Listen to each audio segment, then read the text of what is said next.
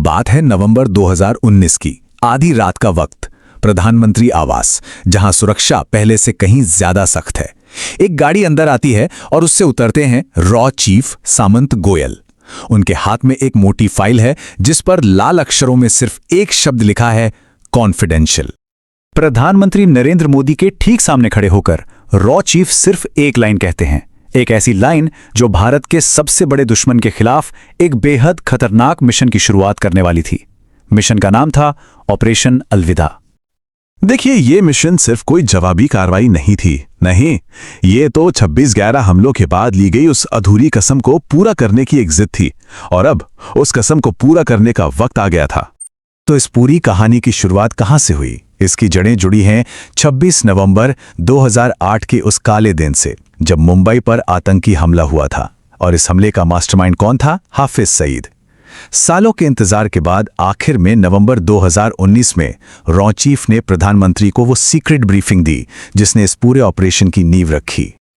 उसी रात cabinet committee on security की एक इमरजेंसी मीटिंग बुलाई जाती है। मीटिंग में थे प्रधानमंत्री मोदी, एनएसए अजीत डोभाल और रॉ चीफ सामंत गोयल। और फैसला बिल्कुल साफ था कि अब अमेरिका या यूएन पर दबाव बनाने का वक्त खत्म हो चुका है। अब हाफिज सईद को पाकिस्तान में घुसकर ही खत्म किया जाएगा। तो जैसे ही दिल्ली से हरी झंडी मिली, रॉ ने पाकिस्तान की जमीन पर अपने सबसे मुश्किल ऑपरेशनों में से एक की तैयारी शुरू कर दी। चुनौती बहुत बड़ी थी, दुश्मन के सबसे मजबूत, सबसे सुरक्षित किले में सेंध जो लगानी थी। अब इतने बड़े ऑपरेशन के लिए रॉ को एक ऐसे लोकल एसेट की जरूरत थी जिस पर कोई दूर दूर तक शक न कर सके, और उनकी ये तलाश जाकर खत्म हुई दुबई की एक जेल में। वहां उन्हें मिला नावेद, एक पाकिस्तानी नागरिक जो एक छोटी मोटी चोरी के जुर्म में बंद था। उसका कोई टेरर लिंक नहीं, कोई पुराना रिकॉर्ड नहीं, और यही उसकी सबसे बड़ी खूबी थी। रॉ का प्लान बिल्कुल सीधा और साफ था। 4 स्टेप्स। पहला, नावेद को रिक्रूट करो। दूसरा, उसकी मदद से हाफिज सईद के घर के पास एक सेफ हाउस बनाओ। तीसरा, वहां से उसकी हर एक हरकत पर नजर रखो। और चौथा, सही मौका देखकर फाइनल स्ट्राइक कर दो।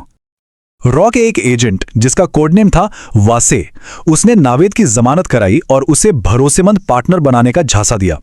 कुछ ही वक्त बाद वासे ने उसे 50 लाख पाकिस्तानी रुपए थमा दिए।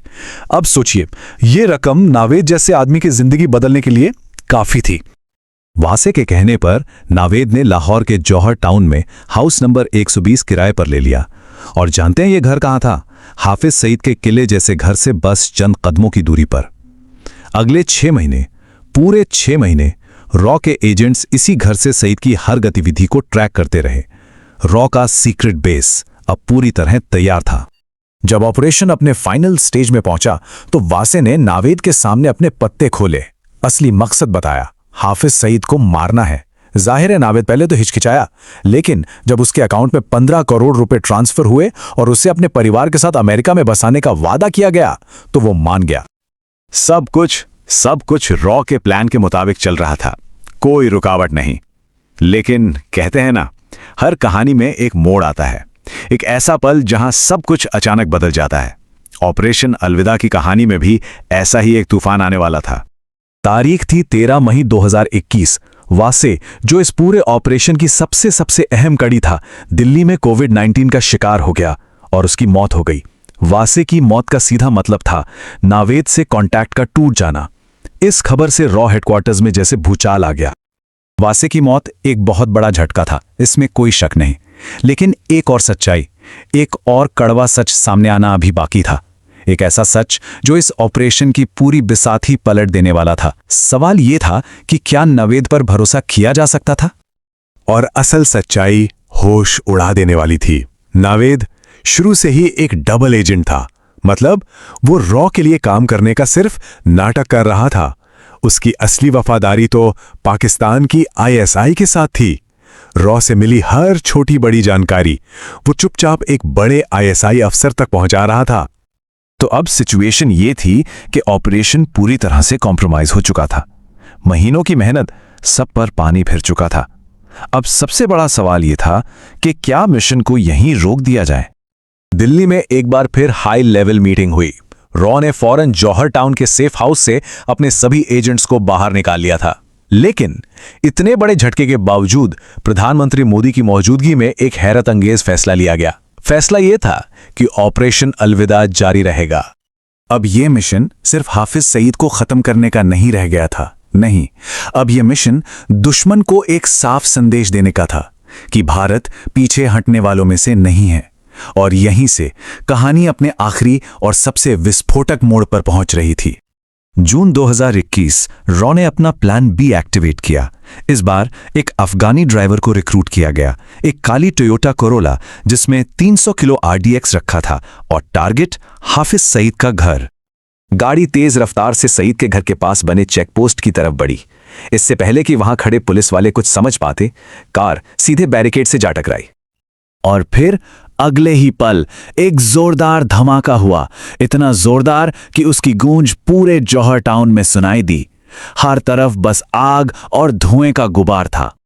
धमाके की आवाज सुनते ही हाफिज सईद बुरी तरह घबरा गया और खबरों के मुताबिक डर के मारे अपने ही घर में एक सोफे के नीचे जाकर छिप गया। हाँ, वो इस हमले में बच जरूर गया, लेकिन मौत उसके दरवाजे पर दस्तक दे चुकी थी। उसका जो किला था वो भेद दिया गया था। तो ऑपरेशन अलविदा अपने मेन टारगेट को खत्म करने में कामयाब नहीं हो पाया। हाफिज सईद जिंदा बच गया, लेकिन इस नाकामी के बावजूद इस धमाके ने एक ऐसा संदेश दिया जिसमें भले ही शब्द नहीं थे, पर उसका मतलब बिल्कुल साफ था। अगर हम नतीजों का विश्लेषण करें तो यह साफ है, हाफिज सईद को खत्म करने का मिशन फेल हो गया, लेकिन पाकिस्तान को एक कड़ा संदेश भेजने और आतंकी नेटवर्कों के अंदर खौफ पैदा करने का मकसद 100% कामयाब रहा। तो सवाल फिर वही है, ऑपरेशन अलविदा एक नाकामी था या भविष्य के लिए एक चेतावनी? इस एक धमाके ने पाकिस्तान में बैठे आतंकियों की रूह कंपा दी थी। उन्हें एहसास हो गया था कि ये नया भारत है जो सिर्फ चेतावनी नहीं देता, बल्कि दुश्मन के घर में घुसकर वार करने की हिम्मत और ताकत दोनों रखता है।